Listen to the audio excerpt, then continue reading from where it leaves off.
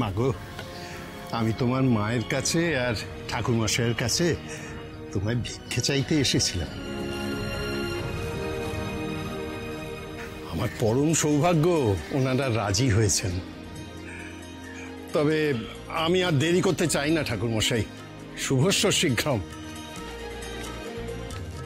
আমি আজ রাতেই মায়ের সামনে ওদের বিয়ে দিয়ে কাল সকালে বৌমাকে নিয়ে বাড়ি ফিরে যেতে চাই।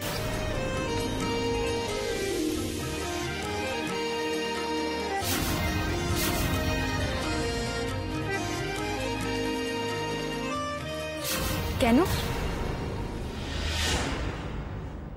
কেন আপনি আমায় নিজের ছেলের বউ করে নিয়ে যেতে চান? যাতে আমি আগাম আপনার ছেলের বিপদ দেখে তাকে বাঁচাতে পারি, তাই তো? মাফ করবেন, আমি তা পারবো না।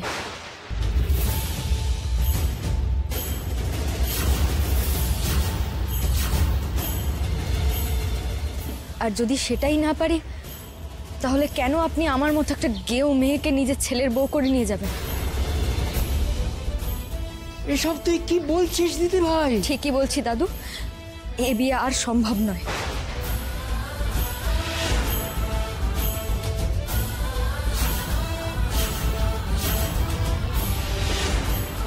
কি বলছিস কি তুই? এ বিয়ে সম্ভব না? না মা, যাক বাবা, দিদির বিয়েটা ভাঙলো মনে হচ্ছে। বাঁচলাম আমি। দিদির যদি আমার থেকে ভালো বড় হতো, তাহলে তো আমার গলায় দড়ি দেওয়া ছাড়া আর কোনো উপায় থাকতো না। কি বলছিস বল দেখি? তোর কি মাথাটা খারাপ হয়ে গেল? ওরে নিজের ভালো কেন বুঝতে পারছিস না তুই? কেন বলছিস যে এ বিয়ে সম্ভব না? আমি তো কইলাম মা, আমি ওনার ছেলের প্রাণ বাঁচাতে পারবো না। তাহলে লাভ কি এ বিয়েতে?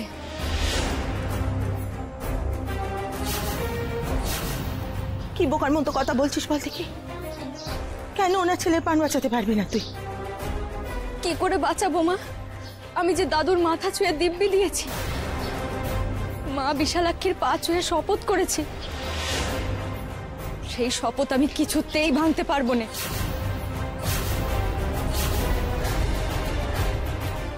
কি শপথ করেছো তুমি ত্রিনয়নী, যে দীপুকে বাঁচাতে পারবে না? আমি শপথ করেছি আপনজন ছাড়া কাউকে বাঁচাবো না।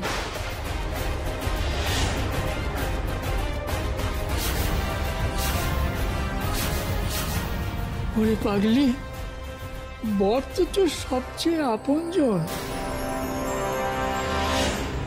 তাকে বাঁচালে শপথ ভাঙা হবে না, তোর কোনো দোষ হবে না।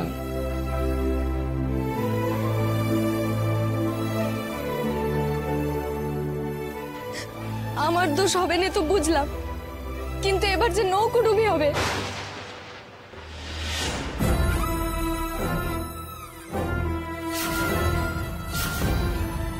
সেই নৌকার মানুষগুলো কি দোষ করলো বলতে পারো?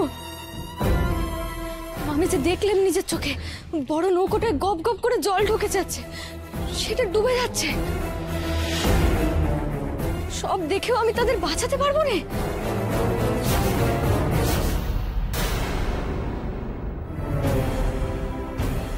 যান দাদা, টিকিট যান।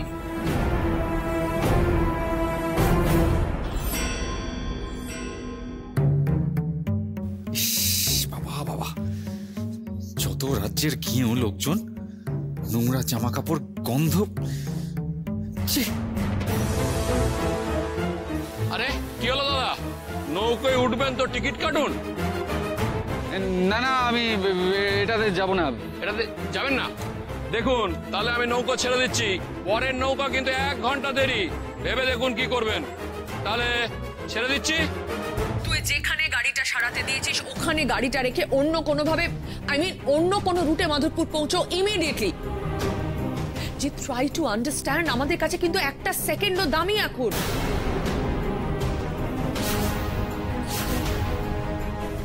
যাও যাও যাও।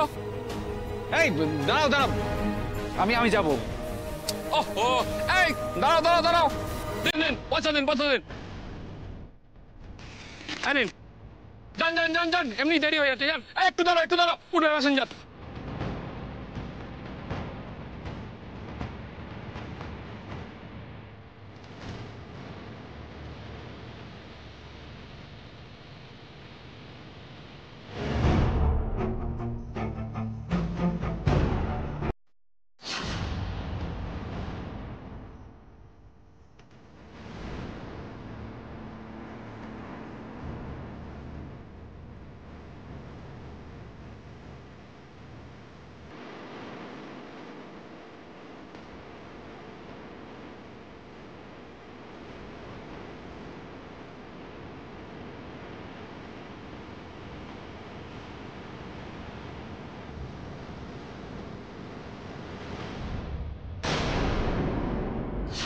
তাদের দোষ, তারা আমার আপন নয়, তাই তাদের এত বড় বিপদ জেনেও আমি কিচ্ছুটি করতে পারছি না।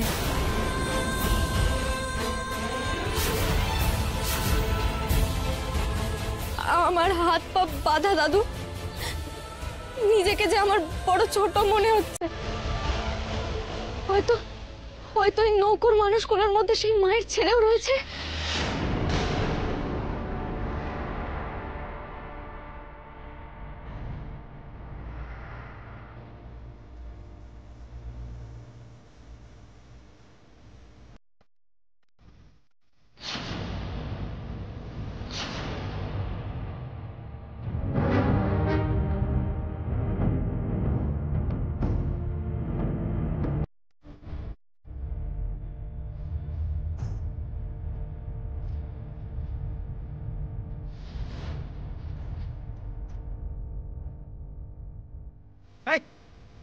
কি হচ্ছে নাকি?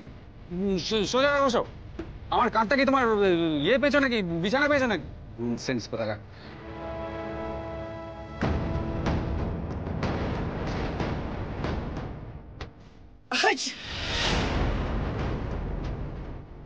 কি হচ্ছে নাকি?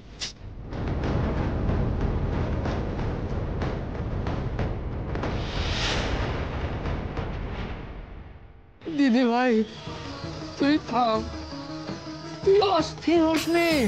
না দাদু, আমি এত স্বার্থপর হতে পারবো না, কিছুতেই পারবো না। তার চেয়ে মা আমায় যে দৃষ্টি দিয়েছেন ভবিষ্যৎ দেখার, সেটা তিনি নিয়ে নিন। যদি মানুষের বিপদেই না আসে, তাহলে এই দৃষ্টি কি কাজের আমার?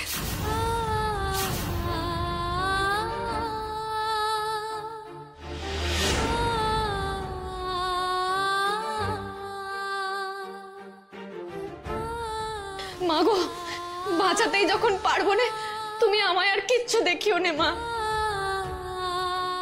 দোহাই তোমার, দোহাই তোমার। তুমি আমার দৃষ্টি কেড়ে নাও মা, তুমি আমার দৃষ্টি কেড়ে নাও, কেড়ে নাও।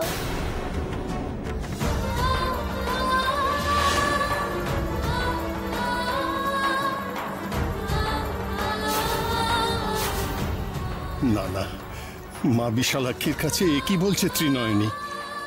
ও ভবিষ্যৎ দেখতে না পেলে আমার দীপুকে বাঁচাবে কি করে?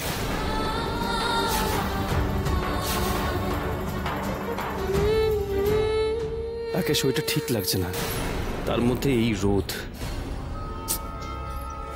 এভাবে আর কতক্ষণ হাঁটতে হবে কে জানে।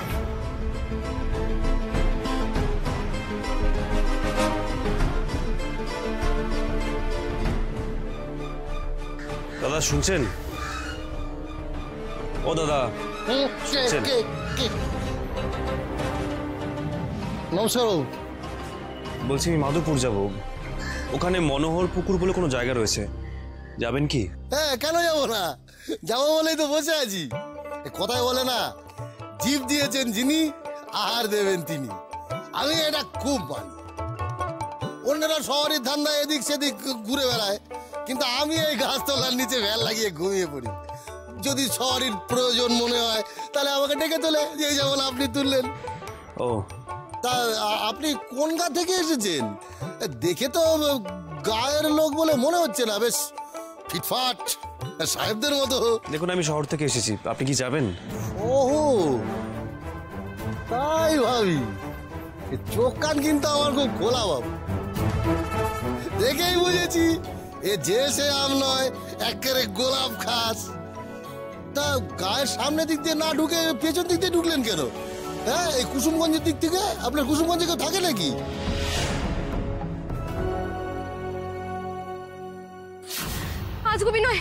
আজগুবি নয়, আমি সত্যি কইছি। এই তো দুদিন আগে দেখলাম রাস্তায় অ্যাক্সিডেন্ট হবে, সেই দেখেই তো শহরের রাস্তায় ছুটে গিয়ে শহরের বাবুকে বাঁচাতে পারলাম।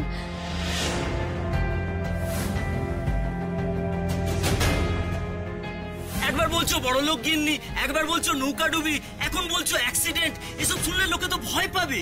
মায়ের মন্দিরে পুজো শুরু করেছো বলে কি তুমি যা খুশি তাই বলবে? তোমার মাথায় কি কোনো গন্ডগোল আছে নাকি বলো তো? দেখুন, এখানে আমি কাউকে চিনি না, আর আপনি দয়া করে একটু কথা কম বলে আমাকে নিয়ে যাবেন কি? চলুন।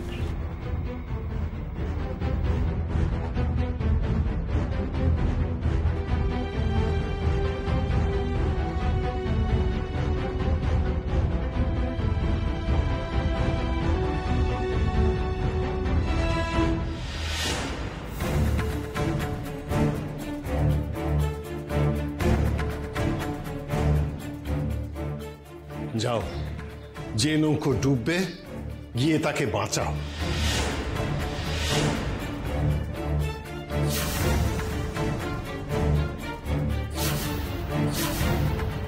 তোমার শপথের কথা ভাবছো তো?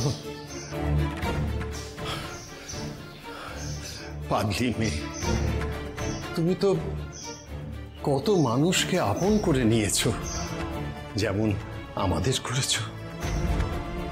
আপন ভেবেছিলে বলেই তো রাতের অন্ধকারে আমাদের জন্য ঠাকুরের প্রসাদ নিয়ে ছুটেছে। তাহলে ওই নৌকোর যাত্রীদেরও তুমি আপন ভাবো। তোমার আপনজনদের বাঁচাতে কে তোমাকে বাধা দেবে নয়ন? আমি আছি তোমার পাশে।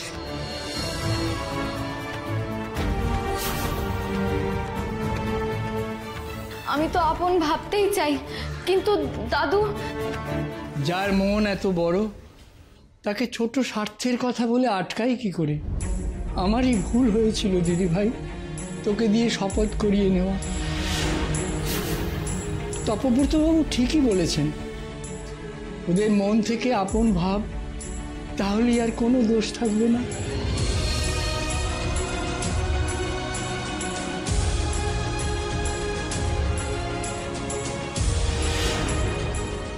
ঠিক ঠিক, বিশালাক্ষী ঠাকুরকে তো আমি মা বলে ডাকি, আর জগতে সবাই তো মায়েরই সন্তান, তাই সেই হিসেবে সবাই আমার আপনজন।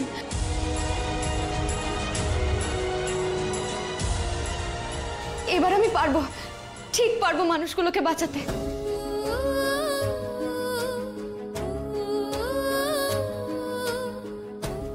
এটা কি হলো? দিব্যি তো চলছিল, লোকটা ফট করে সব কিচিয়ে দিল।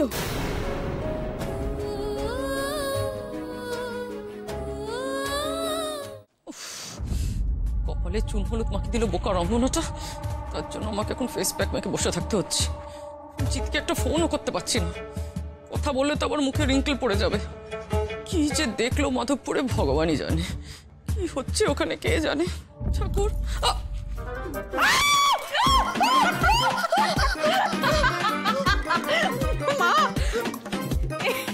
নকল টিকটিকি, আমার গায়ে নকল টিকটিকি ফেলতে তোমাকে কে বলেছে? আমি তোমার ইয়ার্কির পাত্র?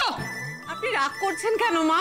আপনি সারাদিন দাদার কথা ভেবে মনটা কিরকম খারাপ করে রাখেন, তাই ভাবলাম একটু হাসাবো আপনাকে। দিনে দিনে তোমার বলদামা বেড়ে যাচ্ছে। আমি মরছি আমার জ্বালায়, আমার চিন্তা, আর উনি এখানে এসে।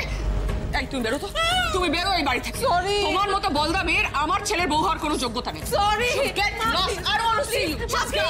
কোনো ভয় দেখাবো না, আমি প্রমিস করছি। তোমার বাড়ি থেকে বেরোতেই হবে, অনেক সহ্য করেছি তোমার।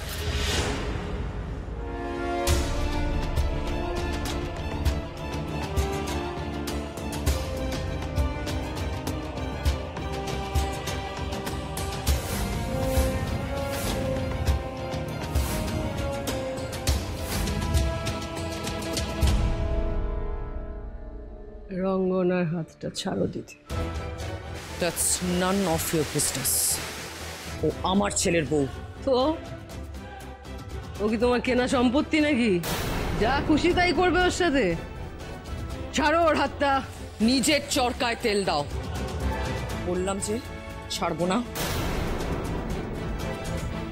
তাই নাকি? তাহলে আমি বরং এক কাজ করি, বুঝলে, মার কাছে যাই, গিয়ে বলি কাল ওর গায়ে হাত তোলার পর চোখের জল ফেলে ক্ষমা চাওয়াটা আসলে তোমার নাটক ছিল।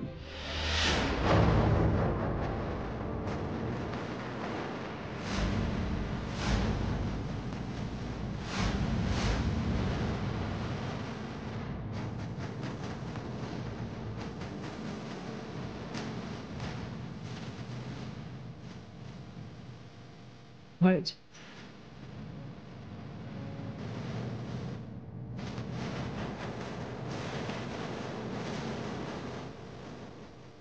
সব কিছুর একটা সীমা থাকে দিদি,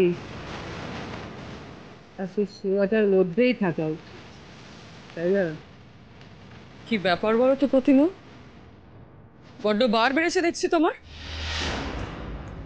তুমি কি ভুলে গেছো যে তোমার জীবনটা আমি তছনছ করে দিয়েছি?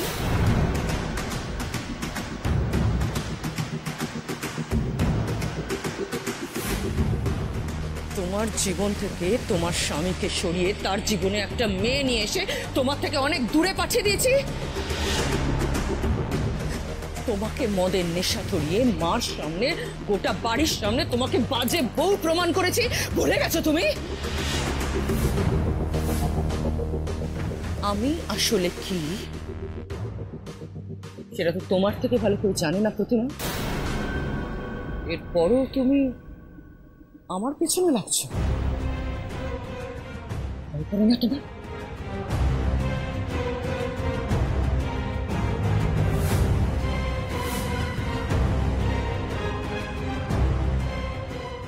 স্মৃতিশক্তিটা আজকাল তোমার একটু কমে যাচ্ছে। সেদিনই তোমায় বললাম না, মাতালদের ভয় ডর একটু কম। সত্যি তুমি যে কি জিনিস আমার চেয়ে ভালো কেউ জানে, সেটা জানি বলেই বলছি, তোমার পাপের ক্ষমা পূর্ণ হয়ে গেছে দিদি। তোমার দুর্ভাগ্যের সময় এসে গেছে।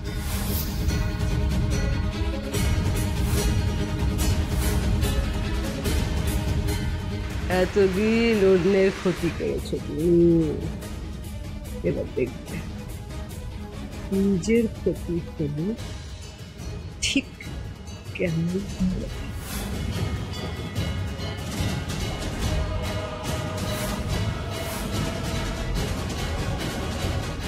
দেখে নিও।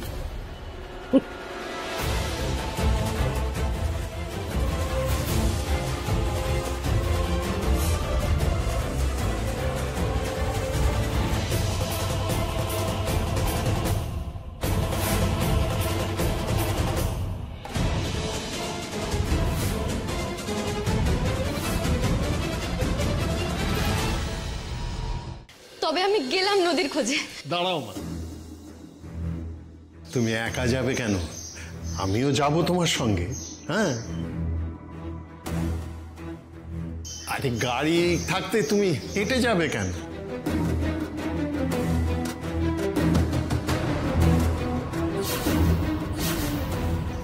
শুধু যাওয়ার আগে তোমার মা দাদুর সামনে আমাকে একটা কথা দাও।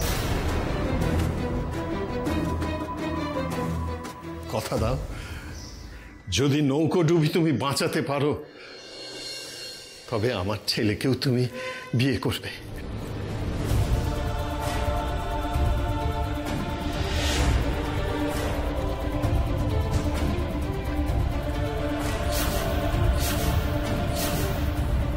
অমত করবে না? ছি ছি, এমন ভাবে কেন বলছেন? আপনি আমার জন্য এত বড় পথ দেখালেন, আমি আপনাকে এইটুকু কথা দিতে পারবো না? কথা দিচ্ছি, আপনি যা বলবেন আমি তাই করব।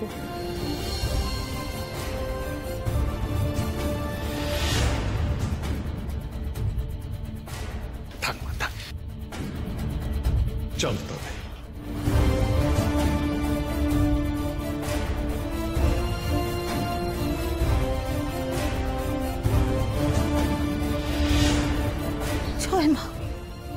জয় মা বিশালাক্ষী। এত সুখ যে আমার নয়নের কপালে ছিল এ তুমি ভাবতেও পারিনি মা। আমি দেবতার মতো শ্বশুর, কত ভালো শাশুড়ি পাবে কে জানি মেয়েটা।